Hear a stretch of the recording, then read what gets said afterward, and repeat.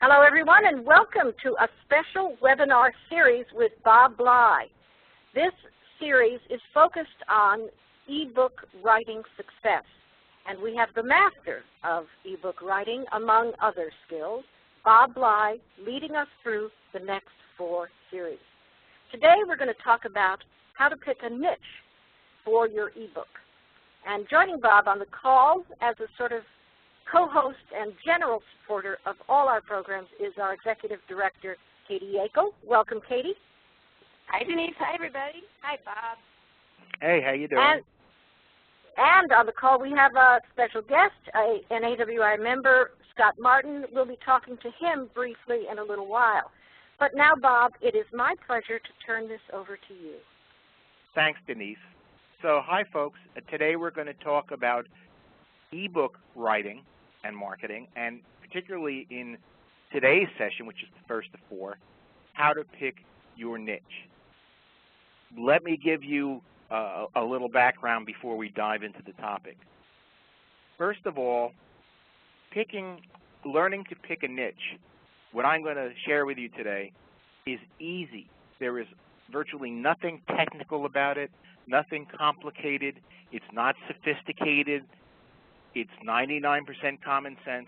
So the mechanics of selecting your niche, the topic area in which you are going to write and publish and sell ebooks, is easy. However, the negative of that is, though it's easy in theory, many people, just about everyone that I know actually, finds it hard in practice. They know what to do, but they have trouble determining and making a commitment to a niche or niches.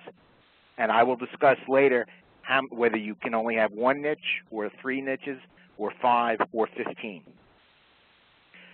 The reason that people have trouble with this, it is the biggest decision you will make in your fledgling ebook publishing business, or if you publish other types of information products like videos, your fledgling information products business.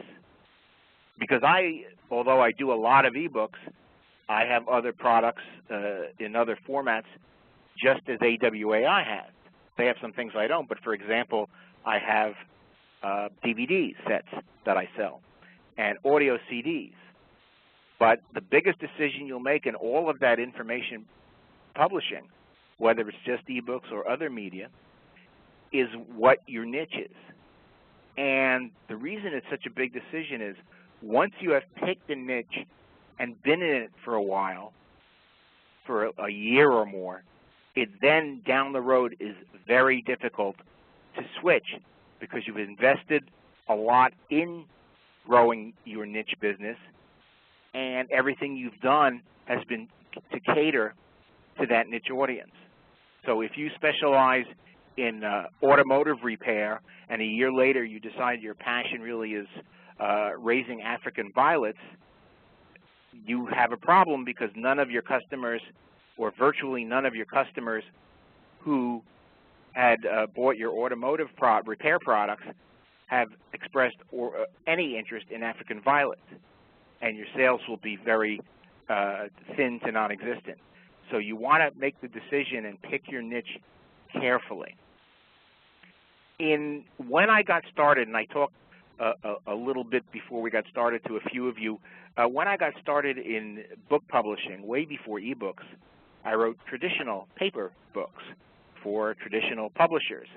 And when I got started in the 1980s, publishers would take from an author like you, like me, any book, basically, that they found interesting, that they thought would make a good book.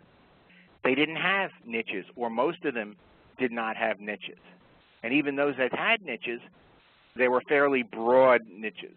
But today, we live in an age of highly specialized information with fragmented audiences that, thanks to, in large part, to the Internet and Google, are reachable online and some of them are reachable offline, but they're definitely reachable affordably online.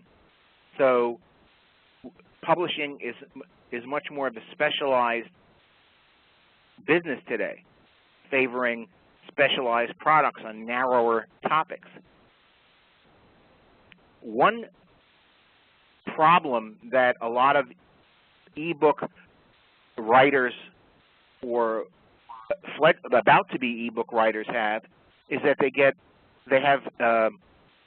they're smart, and like writers, they have lots of natural curiosity, and they are interested in a lot of things. That used to define the typical freelance writer. In the 70s and 80s, and I started writing in the late 70s, freelance writers, their big market was writing articles for print magazines. And writers would just propose articles to all sorts of magazines on every subject imaginable, and when they got a go-ahead from an editor, they would write the article. Today, people will tell me, oh, I'm excited about getting into ebooks. I want to write an ebook on insomnia, and I want to write another ebook because I don't sleep well. And I want to write another ebook on infertility because I had to have infertility treatments to get pregnant. And then I want to write one on making microbrews because my husband has a microbrew brewery set up in our attic, and that I think a lot of people would be interested in that. And the problem is, aside from these things being all in different niches, and I'll tell you why that's a problem in a couple of minutes, they start all these ebooks. And what happens typically is people will have 5 projects going at once, and because they have 5 projects going at once, they're writing 5 ebooks. Their research and writing time, which is limited, very finite, is divided among these 5 projects. And therefore, their progress on any one of them is 5 times slower. So months down the road, they have finished nothing. And if you have not completed your ebook, it makes you 0 money, no dollars. So the idea is, I tell people, don't multitask in ebook writing. Write your ebooks sequentially. And again, I will discourage you in a few minutes from writing on too many disparate topics and tell you to focus on a niche and show you why you should, and hopefully, or I hope, will convince you. But even regardless, when you do multiple ebooks, write them one after the other. Complete Project A and get it into the market and get it to start making money for you, then go on to Project B, then go on to Project C. I know that's very difficult for a lot of you because, again, you have wide-ranging interests and wide-ranging minds, but you will find it's better to do it that way for you as a writer. Again, I will tell you that they should all, not virtually all, but all your ebooks should be within the same niche area. I'll give you one example why. My niche is marketing, entrepreneurship, and writing. My target audience is copywriters, entrepreneurs, wannabe entrepreneurs, internet marketers, people of that ilk, of that nature. And I'll explain more about that a little later on. So one day I got the idea that I said, why don't I go on the web and pull off of government websites all the publications that give you tips as a consumer on buying and maintaining your automobile, and I can get those materials free because they're not copyrighted. They're in the public domain. And I took about 10 articles, and I gave them to my graphic designer, my ebook designer, and told her to put them in an ebook. And we did, and we titled it Cheap Car Tips and Tricks. And then we sent an email to my 65,000 subscribers offering them this ebook. We sold 3 copies. We also got a number of emails from people that essentially said, hey, I subscribe to your newsletter, to your list, for information on succeeding as a self-employed person or entrepreneur. You're not a car expert, Bob. I don't want car tips from you. Stop wasting my time, or I will unsubscribe. I will drop off from your list. So if you try to market a product to your audience that is completely off topic, I can virtually guarantee you it will not be successful as much as you think you would enjoy writing it and publishing it. One thing to keep in mind is once you pick a niche, you do not have to create all the ebooks on every subtopic in that niche to have an ongoing internet information marketing business. What I do is I create ebooks on the parts of the topic that I think I have expertise in, or that I know, or that I can hire. In my case, I do hire writers. I can hire a writer who knows it. But there are many other areas where I say, hey, I'm not an expert, and I'm not really interested in becoming an expert, so I will go online, Google that topic, and find an ebook on that topic published by someone else, and arrange to sell their ebook to my audience, to my website visitors, to my people who subscribe to my e-newsletter as their affiliate. Typically, if it's an ebook, most publishers give a commission to the affiliate of 40 to 50% of the gross sales, the price of the product. So keep in mind that even though you're going to pick a niche, you don't have to know everything in the world about your niche.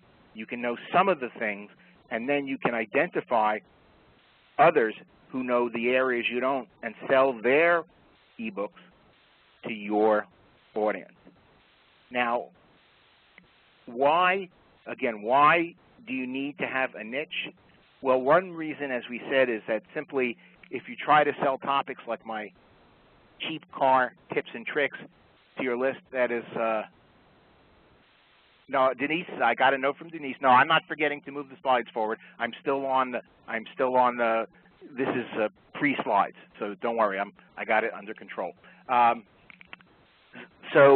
I said, with cheap car tips and tricks, if you publish an ebook off topic, it won't sell.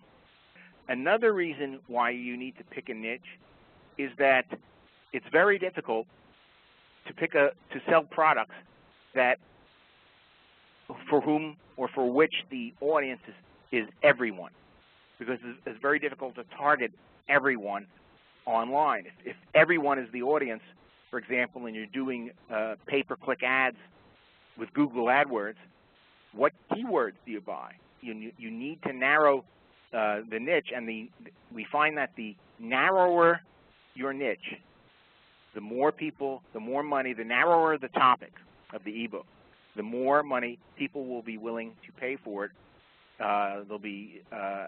And the people who would buy it will be easier to find online. So that said, now I will do as Denise asked, and I will move the slides forward. How do you define a niche? Well, there are a number of definitions. One of them, which was invented by Wally Bach, who is a consultant and speaker, Wally said, a niche is the intersection of a subject and an industry. So if you look at this diagram, customer service is a subject. And I actually wrote a book for Prentice Hall on customer service for the service businesses. I called it Keeping Clients Satisfied. And if you go on Amazon.com, you can buy it's out of print now, I think, but you can buy a nice hardcover very cheaply, Keeping Clients Satisfied. So I wrote a book on customer service. So customer service is a topic, but an industry, for example, looking in this diagram, is banking. So you put those together, and now you are producing ebooks on customer service for the banking industry. So that gives you a niche. And a good rule of thumb is that the narrower as we said, and more specialize your niche, the more in demand you and your information products will be, and the more you can charge for your writing, speaking, and other products and services. A broader definition of a niche is a specialized area of knowledge. That's probably the most universal definition, a specialized area of knowledge. And again, you can be broad, i.e. computer programming, or you can be very narrow, programming the IBM AS400 computer. And in today's market, we are finding that it's better if you have to decide whether to be too broad or too narrow, it's better to be narrow. And here's a tip. I'm not saying you have to do this, but if you pick an area that's a little difficult to understand for most people, or some people, or you pick an area that, let's say, for want of a better word, is a little technical, you have a better chance of owning that niche and becoming the guru in it, because most people shy away from anything that's technical. And a great example is, and one that I'm sure most of you, if not all of you, know, a great example is Perry Marshall. Perry, when he got into internet marketing, Perry, like me, is an engineer by education and experience. And so when he got into internet marketing, he said, and he looked around, he saw Google AdWords, and he said, doing that's a little more technical than some of the other internet marketing instruments, vehicles, media. And so he decided, I'm going to specialize in that.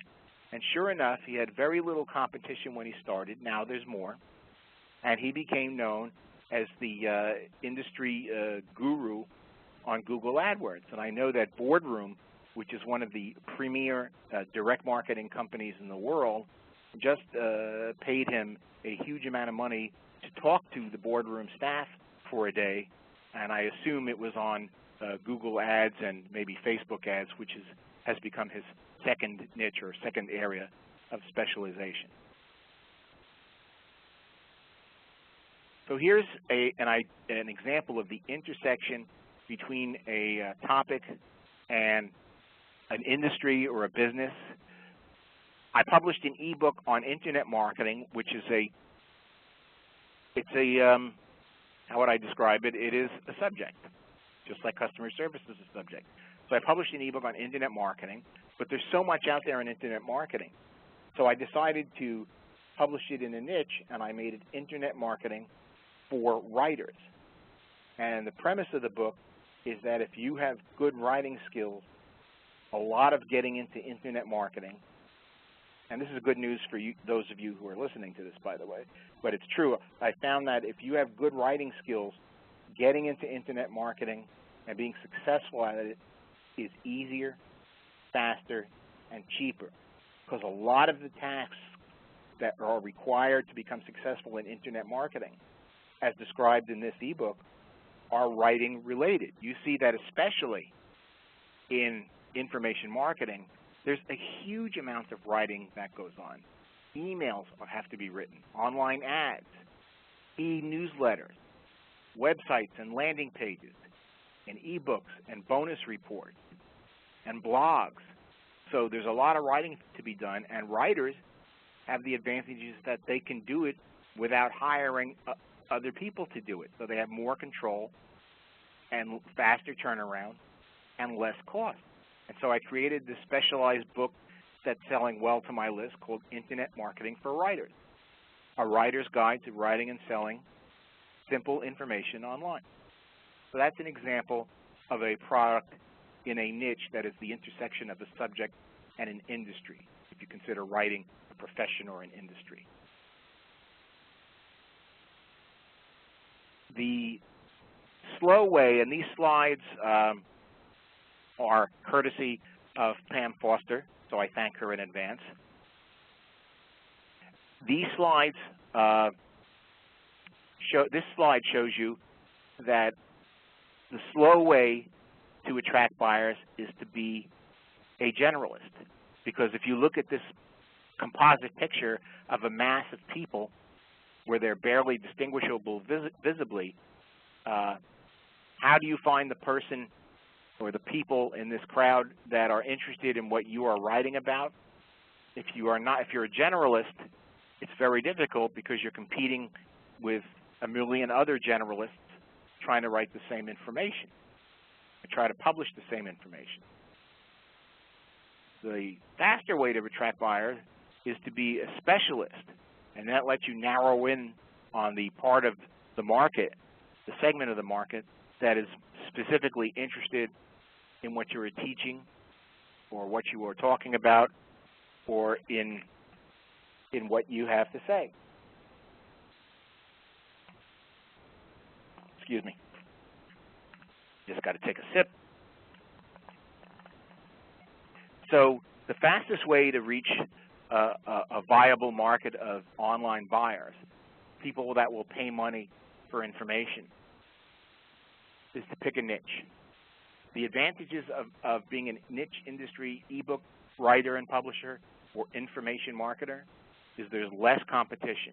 The more technical the subject is, and the narrower the subject is, the less competition.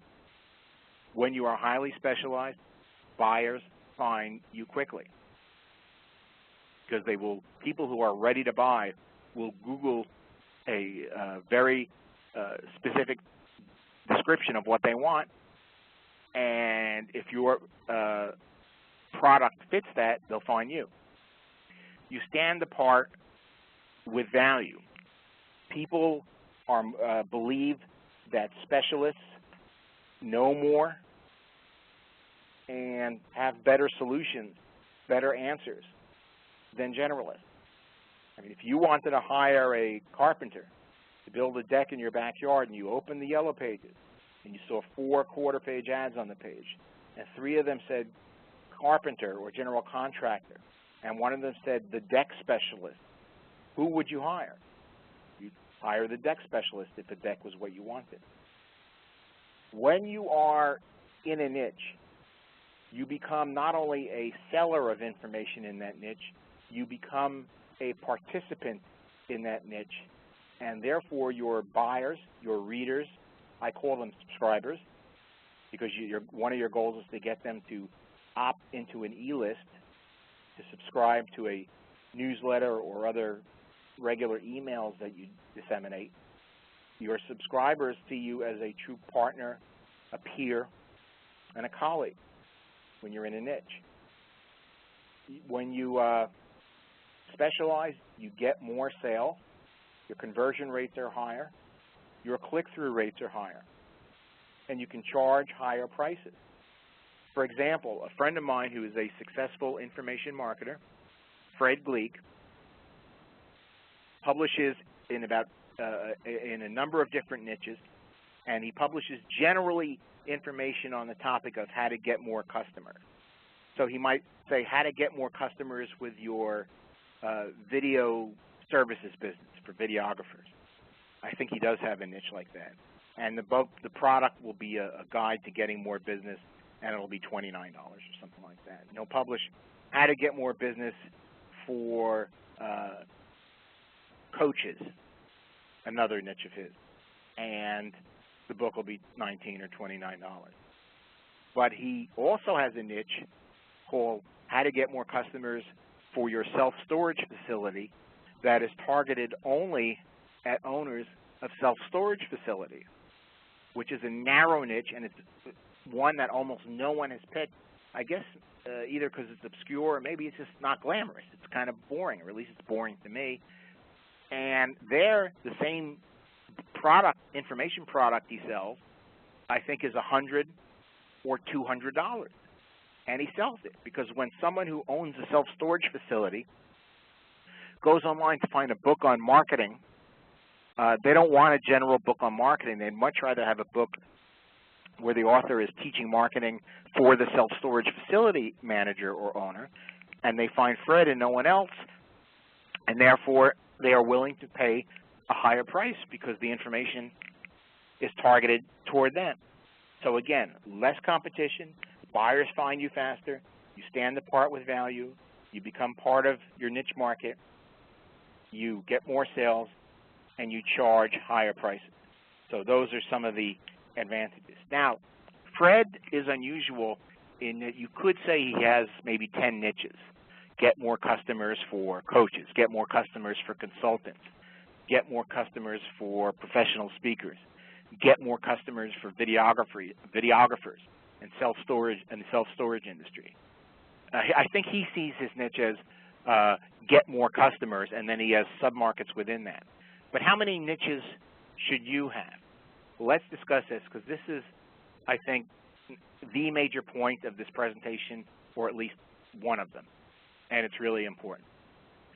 If you look at this slide, at the top is a big bag of money.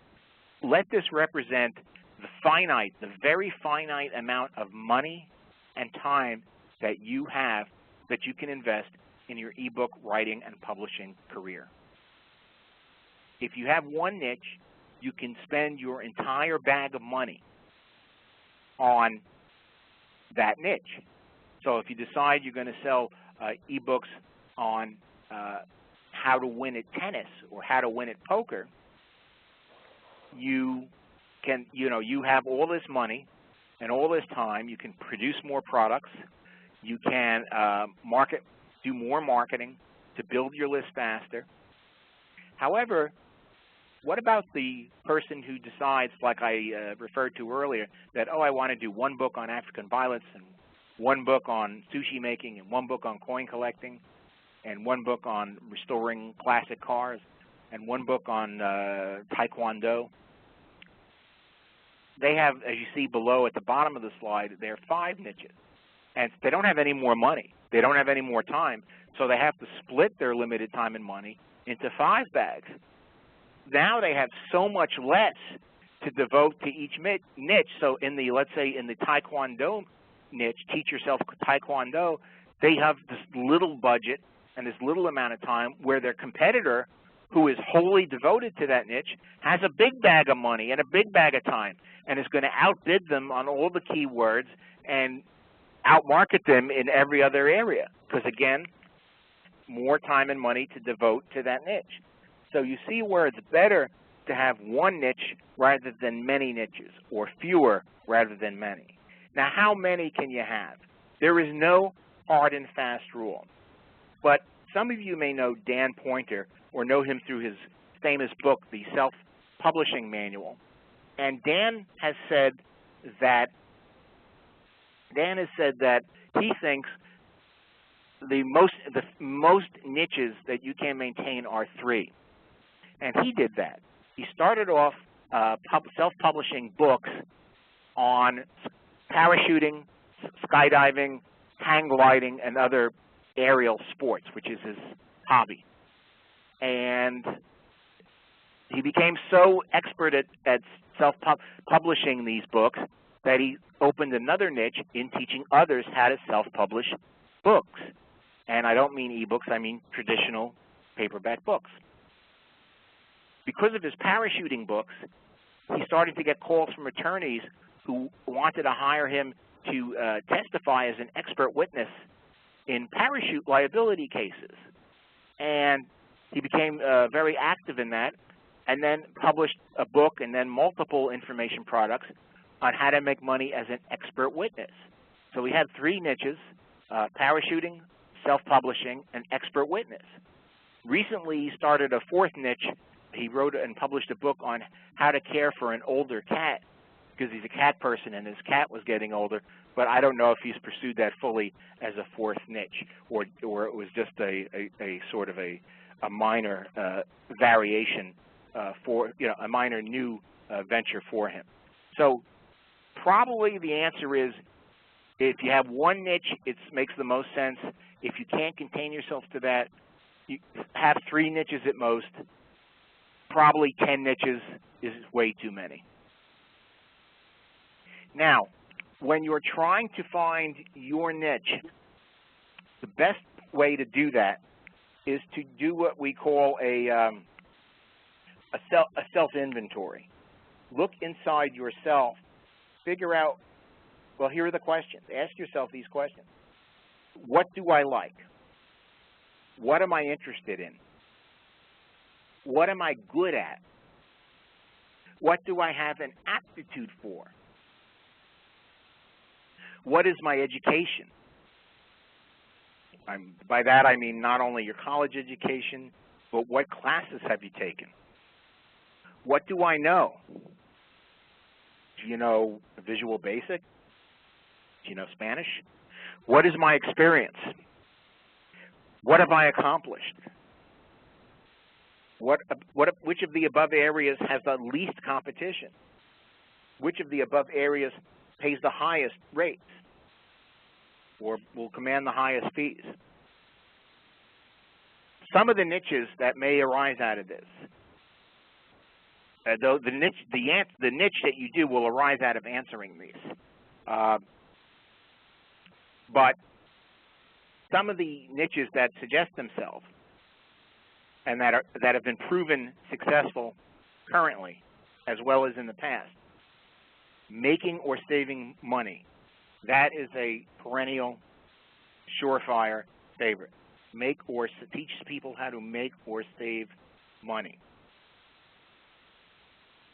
Teach people how to attain love or have more love or sex in their lives, or to have a better, happier relationship.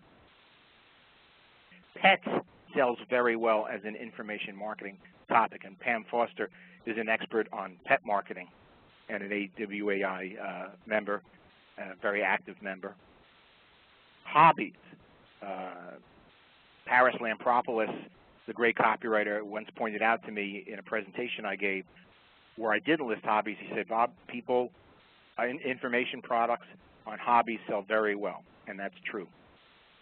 Parenting is another big topic. Just as saving money is big, saving time. Can you help people save time? Weight loss is always large, no pun intended. Health and fitness sell well. Advice for entrepreneurs and small business owners. Business opportunity, a huge field. Business opportunity means how to find a business or career you can do as a self-employed person to make money if you don't already have one. Career advice sells well. Today's world, things that are green, that are environmentally friendly, tend to gain interest from consumers. And another area that sells very well is any advice on major consumer purchases, how to buy a home, how to buy a used car. These sell very well.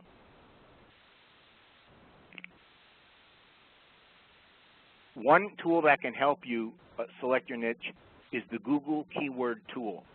And here is the URL for it on this slide, googlekeywordtool.com. So you click on that, and it asks you to enter a keyword related to your topic that you think might want to be your niche. So I wanted to do it as a niche, tropical fish. I've always kept aquariums. I'm 55. I've had a fish tank, I think since I was 10 or 11 or 12. So it's over 40 years. And sometimes I've had a lot of tanks and big ones. So I've always been interested in this. So what I did is entered aquariums into the Google Keyword Tool when I clicked on that link we looked at, and it gave me a list of related keywords. And the first column says, is there a lot of competition for these keywords? That is, are a lot of other people trying to market to these keywords with Google pay-per-click ads? And it says either high, medium, or low. Then, in the next column, it shows you how many people are searching on that keyword term per month. And a large number indicates that there's enough traffic that this is a viable niche. And what's interesting is it also helps you select any keywords on which to buy traffic on Bing or Google. And if you look at the results, you go down the list, fish tanks gets 2.2 million searches on Google a month, which is very high. However, aquarium gets 11.7. So if you were going to buy a keyword for your advertising, aquarium is better than fish tanks. And you can't guess at which one will be right, or you can't guess and be sure, but you can use this simple keyword tool that will tell you based on today's traffic, googlekeywordtool.com. And you should play around with it and get to know it. And generally, if it's got at least 100,000 searches in a month, it's probably viable. But the larger the number, the better off you are. And the idea is to pick a large number, and if you're ideally would be a large number with medium or lower competition. If you had a smaller number with high competition, that means there aren't that many people looking, and there are a lot of marketers out there who want that traffic that you'll have to bid against. Here's more data taken from the Google Keywords tool.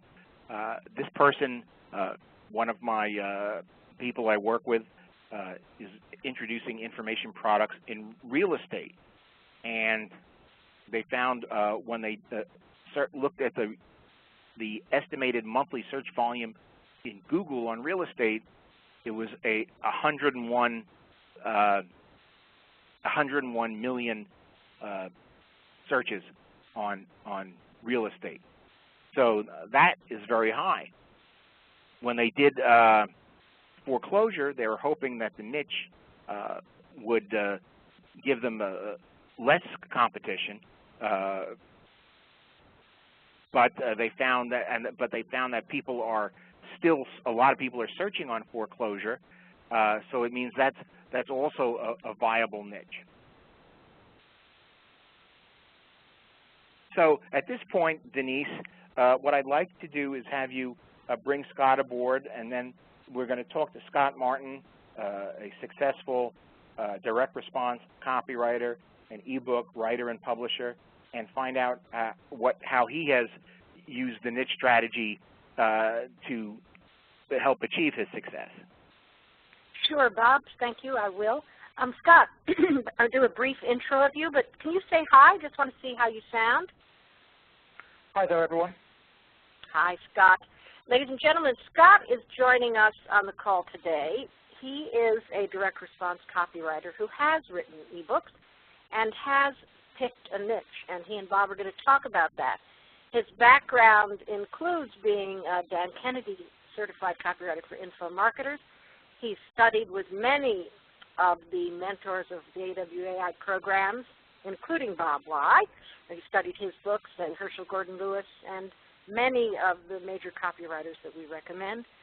One of the things I did love, Scott, on your website in particular is where you talk about creating precise and creative execution of proven direct response copywriting techniques to make the reader take a credit card out of their wallet, write a check, or enthusiastically press that button. That's a very, very positive and persuasive argument for hiring you.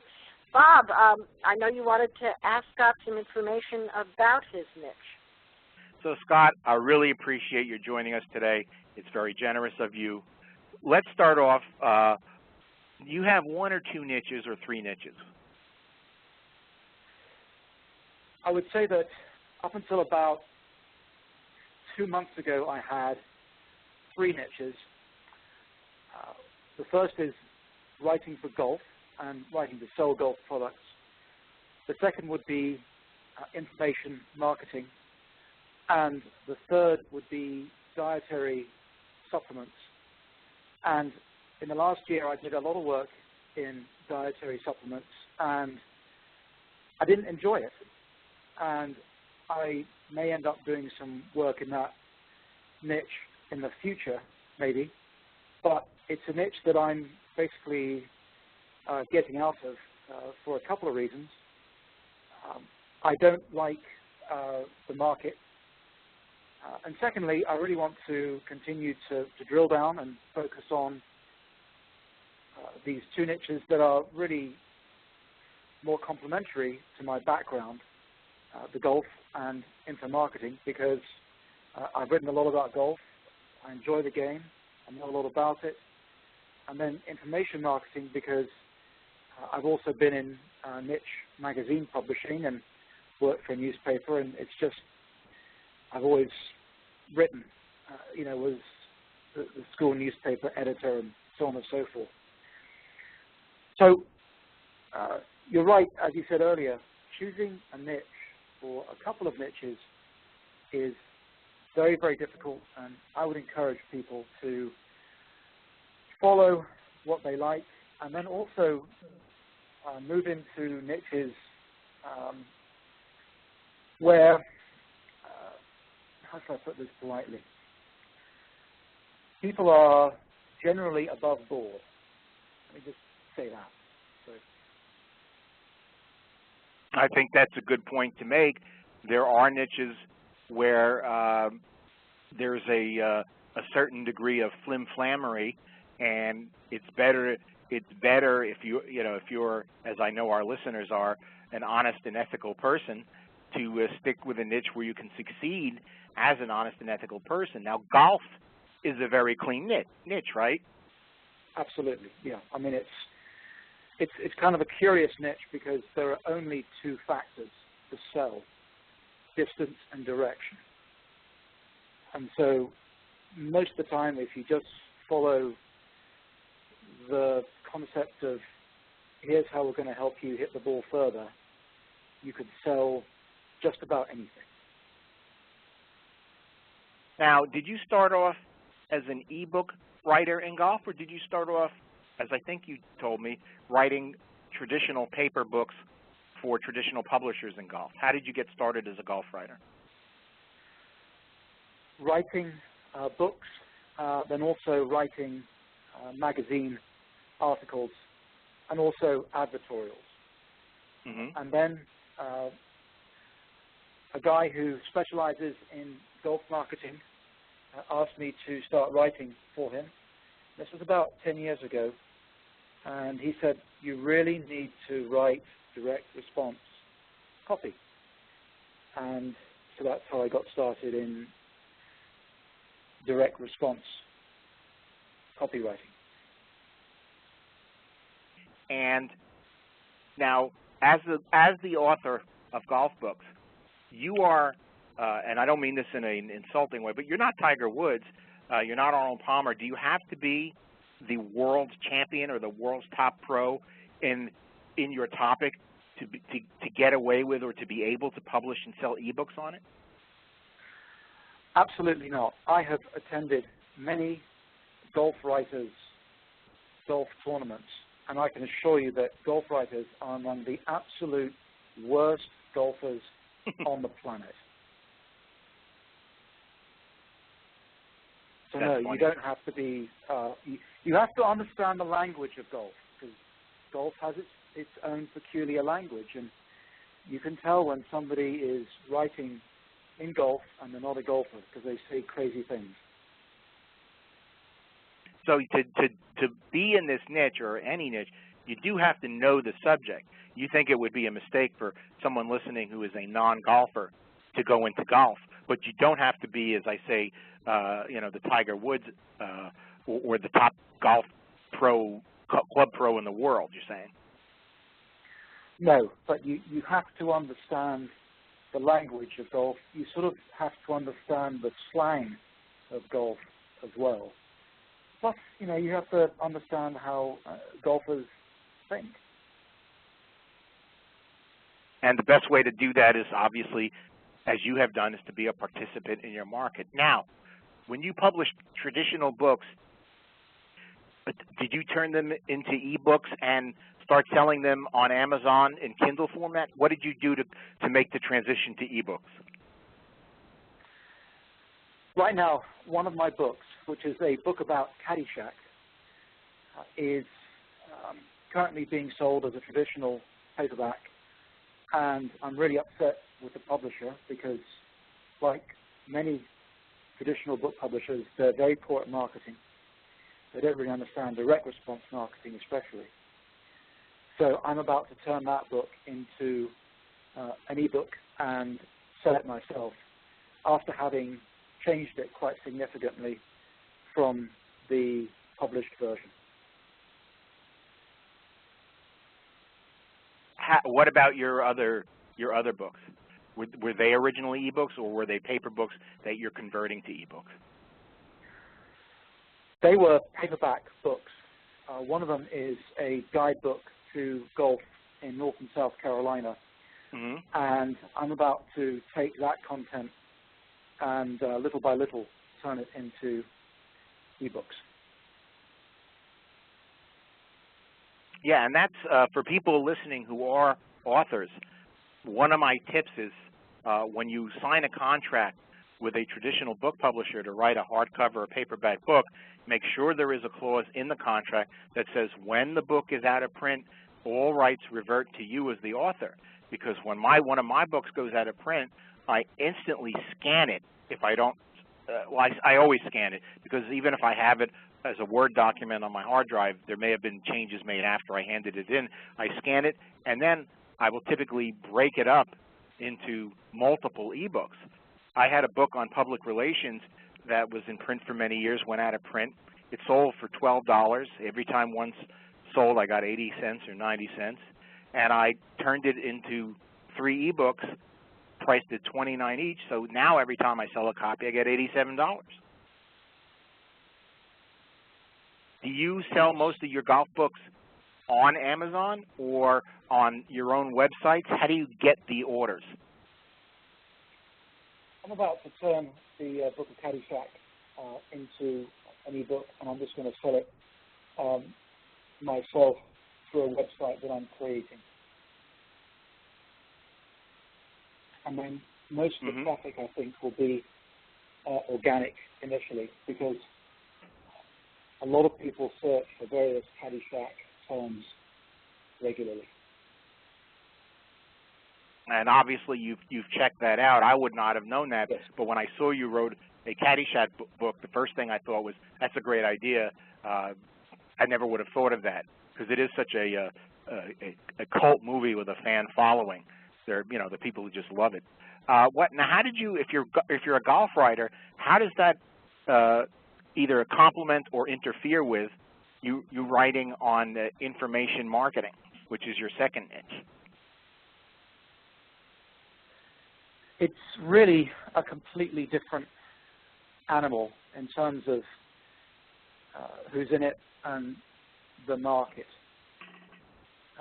But it's a good overall niche, because obviously it's a huge market, and it's a market that requires a lot of copy. It also gives me the ability to sub-specialize within information marketing. And, I've done quite a bit in BizOp, and I've done quite a bit also in health, which is sort of related to the supplements thing. Right. So I'm going to have a big go in the next year in seeing if I can specialize in just golf, because the golf market is changing when it comes to marketing. And there's an increasing demand I'm seeing for writers who understand how to persuade people to take the next step. So golf companies that may have been doing a lot of branding type writing and needing branding type writers are now realizing they've got to get results from their advertising, which creates a demand for what I do, which is, direct response. We're all about results. So since time is running short, what advice could you give in closing to our listeners for them about choosing their niche? I think the slide you had earlier was good. You know, choose something that you really enjoy, and then the only other thing I would add is take a look at the people who are in that niche. Are they people that you like and would hang out with?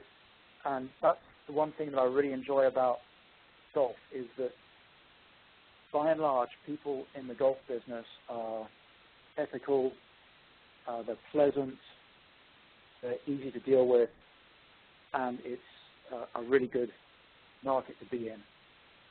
And it's mostly true for the information marketing industry, although there are exceptions. But in the supplements, okay, go ahead. In supplements, no, go ahead. Those people there are a lot of lawyers flying about, let's just say that. What's interesting is that I met a guy who specializes in writing books on fishing, and he told me, he said, one of the reasons I like my niche is that you never meet someone who is a fisherman who isn't a nice person. They're all happy people. And I take his word for it. So you sort of have the same thing with golfers. Scott, I want to really, again, thank you for your time today. Your information has been very useful. And Denise, thank you. I want to turn it back over to you. All right. Thank you, Bob. Yes, Scott, thanks for being with us very much. Ladies and gentlemen, we will take a few questions. You know, we can do this each week, or you can send them to me in advance, and I'll pass them on to Bob. But let's take a minute or two. If you have a question, please, if you know how to use the famous Q&A panel, go right ahead. Be sure you send it to all panelists so I can queue them up for Bob. Or if you want to chat, put them in chat, that's fine. If you have any questions for Bob or Scott, shoot me send it in chat or Q&A right now. And while we allow people to do that for a second, Bob, next week we're going to be talking about the selling process. Is that right? What's this? I don't have the schedule in front of me. I know we're doing the selling process, and we're talking about building a list. Which one comes next week? It says the selling process. Yes, we're going to talk about, you've written an e-book, just like Scott or I have. You have it, the document. How do you actually get someone to buy it? That's the selling process. Yes. And again, it will be at this same time, same station. Janet had a quick question. Bob, can you do a Kindle ebook and sell a PDF of the same book at the same time? That's an interesting question, because I think what she's referring to is, would Kindle, or rather not Kindle, would Amazon have an objection to it? And I don't know their policy. I don't have it in front of me at this time. But you can check when you go on Amazon. You'll see a link to find out how to create and submit a Kindle ebook, and that should answer the question.